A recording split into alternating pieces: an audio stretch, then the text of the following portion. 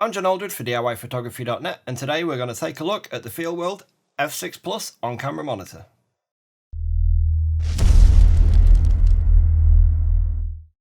So this is the Feelworld F6 Plus on-camera monitor, and I just want to give you a rundown of the specs and the features that it offers over its predecessor, the F6. The F6 Plus is a 5.5-inch touchscreen monitor. It has a resolution of 1920 by 1080, although it accepts video signals up to 4K at 30 frames per second. It's 500 nits in brightness and it has a 160-degree viewing angle vertically and horizontally. On the top it has just one button and a dial.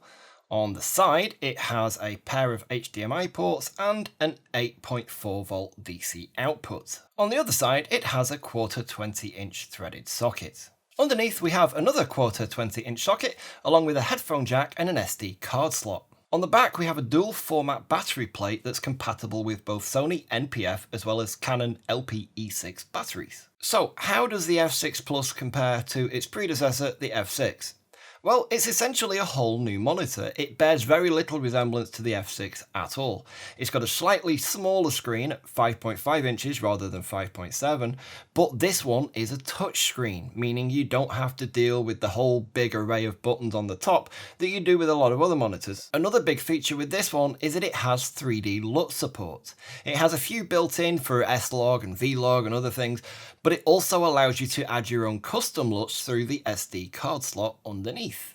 In the box, along with the monitor, you do get a sunshade, which velcros onto a frame that fits around the monitor. And as this is only 500 nits, if you're shooting outdoors, you're pretty much always going to want to make sure this is packed in your bag. I've got the F6 Plus here sitting on top of my small rig cage on a little Nitsy bracket. But the monitor does actually come with a bracket of its own. This one slips into your camera's hot shoe, and then this screws into the side of the monitor. And it's ideal for vloggers because if you've got your monitor sitting on top of your camera and it's mounted to the hot shoe, where do you put your microphone? Well, this bracket has another hot shoe on the side, so you can just slot your microphone straight into that, tighten it down, and then you've got your screen and your sound. As we've come to expect from Feelworld monitors, it comes with an array of video assist features, and I'm going to walk you through some of those now. The great thing about this monitor is that it's touchscreen, whereas with other monitors like the FW279 just out of shot, you've got an array of buttons on the top. On this one, you'd literally just touch the screen, hence the name touchscreen. Two of the first features that you'll come across are dragging up and down. If you do it on this side of the monitor, it changes the volume coming out of the speakers or the headphone jacket underneath. This is huge because on the other monitors, if I accidentally somehow knocked the volume up, I could never remember exactly which button it was to turn the damn thing off again. On the left-hand side of the monitor, we have a brightness setting. So you can see there, it's going all the way down and then all the way back up again. So your next set of features come by swiping up from the bottom of the screen, and across the bottom we've got focus assist, false color, histogram, audio meters, channel view, I'll explain that in a minute, and safety markers. So if we turn on the focus assist, you can see that it doesn't actually do much here until we start adjusting this. As we rack through the focus, different parts of the scene get highlighted, and you can actually configure the color of the highlight. But we'll turn that off. And we'll go to the false color. This is for your exposure, and you'll see as the little LEDs change, you can see different parts of the image are getting brighter and darker. Now the scale at the bottom of the screen is a little bit counterintuitive. This is the overexposed side and this is the underexposed side. So if most of your colors are down on this side, then you need to increase the exposure. And if most of them are on this side, you need to decrease the exposure.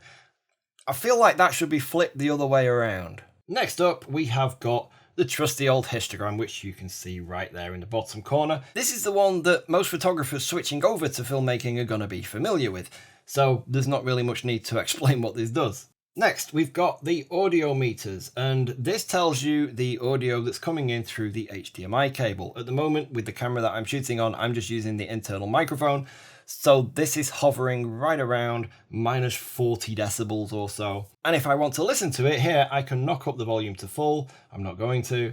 Or I can plug in some headphones and again, knock up the volume. This is the monochrome mode, and when you first touch it, nothing happens, but you see that another little submenu pops up that lets you choose the grey, the red, the green, and the blue channel, so you can see each color channel individually It's a handy feature. It's not one that I find myself using very often, but when I do need it, it is very, very handy. And finally, we have the safety marker, and this allows you to set up safety margins at 70, 80, 90%, 16 by 9, which is the whole thing, 16 by 10, which is slightly narrower, 4:3, 5:4, 1.85 to 1, and super widescreen 2.35 to 1. But there's a different mode in the camera that does something similar that I'm gonna skip a few things to show you next. So this works very similar to the other one that I've just shown you, but this one allows you to darken the area of the frame outside of that marker, which is fantastic. The reason I'm showing you this now, and we'll go back to it, but the reason I'm showing you this now is because I wish there was a way to switch these around, because I'd love to be able to get rid of that safety marker and put the marker mat on instead in that spot. So unfortunately, there is no way to change these options at the bottom, but the ones that are there mostly are the useful ones. All right, so now let's take a look through the actual menus themselves and see what other options are available to us. To access the menu on the side, which you briefly saw a second ago, you just double tap the screen and up it comes. On the top, we have mostly the options that are along the bottom, but also we have a couple of others. We've got the histogram, focus assist, audio meter, monochrome, and false color that I've already shown you, but you've also got zebra. Once you turn on the zebra, you get a new option underneath that says zebra value, and if we tap that, we get up and down arrows, and we can set the zebra value at exactly whatever brightness we want to set. In the next set of menu options, we've got the safety marker, which is the same as the one down here. You get a center marker, which I'm not sure is all that useful. It will be for certain circumstances if you absolutely have to frame something up in the center, but for most shooting, I don't think you will. Below that, we have the marker mat, which is what I'd like down at the bottom instead of the safety marker.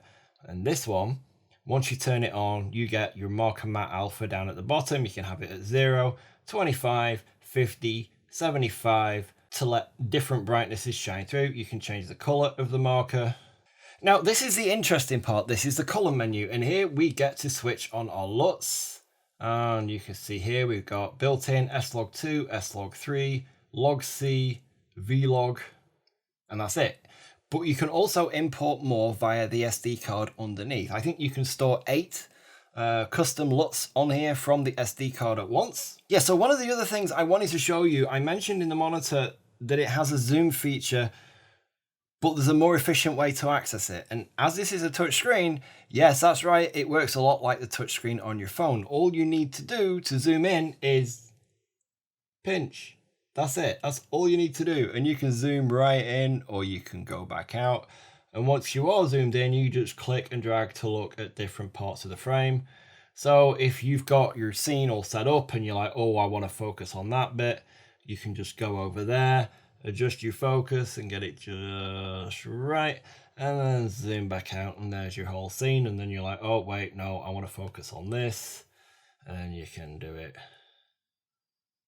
there instead, and there you go. So very, very handy, very, very handy feature. So overall, this has been a fantastic little screen for me when I've been out working on location. Like I said, here in settings like this and doing interviews and that kind of thing, I usually go with 7-inch monitors. But when I'm wandering around the location, being able to mount this on here is fantastic, especially as it can power the camera as well. I get LUTs so I can see what my final footage is going to look like. Overall, it's just a really, really nice monitor, especially for the money. I think that's it for the Feelworld F6 Plus. There will be a complete written review to go along with this video on DIYPhotography.net, so don't forget to go ahead and check that out. There'll be a link in the description below. If you like this video, don't forget to give it a thumbs up, and please subscribe if you want to see more. If you have any questions about the Feelworld F6 Plus, drop those down in the comments below and we'll answer them as soon as we can. Thanks for watching, and we'll see you next time.